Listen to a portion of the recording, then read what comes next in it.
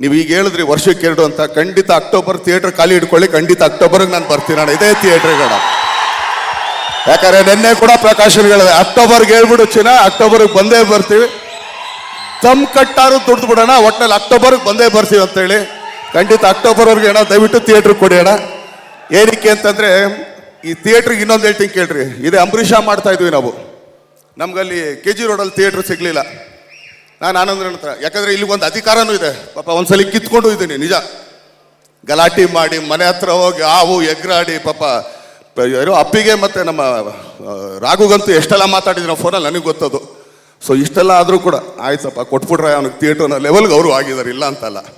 So ಅದರಿಂದ ಯಾವಾಗ ಅಲ್ಲಿ ನಮಗೆ KG ರೋಡಲ್ಲಿ ಸಿಗಲಿಲ್ಲ ಮೇನ್ ಥಿಯೇಟ್ರು, ನಾವು ಅಂಬರೀಷ್ ಅನ್ನೋ ಸಿನಿಮಾನ ಇದೇ ಮೇನ್ ಥಿಯೇಟ್ರ್ ಮಾಡಿದ್ವಿ ಏನಣ್ಣ. ಸೊ ಆದ್ದರಿಂದ ಈ ಥಿಯೇಟ್ರಿಗೆ ತುಂಬ ವ್ಯಾಲ್ಯೂ ಇದೆ. ಸೊ ನೀವೆಲ್ಲ ಇದೇ ಥರ ಥಿಯೇಟ್ರಿಗೆ ಬನ್ನಿ, ನಮ್ಮನ್ನು ಹರಿಸಿ ಬೆಳೆಸಿ, ಸಣ್ಣ ಕಲಾವಿದರು ಏನೋ ನೀವು ಆ್ಯಕ್ಚುಲಿ ಹಾಕೋ ಕೂಳಿಂದ ಬೆಳ್ಕೊತೀವಿ. ಸೊ ಇದೇ ರೀತಿ ಅಣ್ಣ ಪ್ರತಿಯೊಂದು ಸಿನಿಮಾನು ಎಲ್ಲರದು ಕರೆಸಿ 50 ದಿನ ಮಾಡಿದವ್ರು ಕರೆಸಿ ಈ ಥರ ಒಂದು ಶೀಲ್ಡ್ ಕೊಟ್ಟರೆ ಖಂಡಿತ ಸಾಯೋವರೆಗೂ ಮನೇಲಿ ಇಟ್ಕೋತೀವಿ, ಯಾಕಂದ್ರೆ ಆ ಶೀಲ್ಡ್ಗೆ ಅಷ್ಟು ವ್ಯಾಲ್ಯೂ ಇದೆ ಅಂತ. ಥ್ಯಾಂಕ್ ಯು ಎಲ್ರಿಗೂ ಇಷ್ಟೊತ್ತು ಮಾತಾಡಿದ್ದಕ್ಕೆ. ಆಮೇಲೆ ಎಲ್ಲ ನನ್ನ ಸೀನಿಯರ್ಸ್ ಇದ್ದಾರೆ, ಎಲ್ರಿಗೂ ತುಂಬ ಧನ್ಯವಾದಗಳು ಹೇಳ್ತೀನಿ. Thank you thank you sir. ಆಮೇಲೆ ಇನ್ನೊಂದು ದಯವಿಟ್ಟು ನಮ್ಮ ನಾಯಕ ನಟಿಗೆ actually I want to thank you, tell you all the best. ಯಾಕಂದರೆ ಮೊದಲನೇ ಸಿನಿಮಾಗೆ ಶೀಲ್ಡ್ ತೊಗೊಂಡಿದ್ದೀರಾ, ಅದು 50 days ಶೀಲ್ಡ್.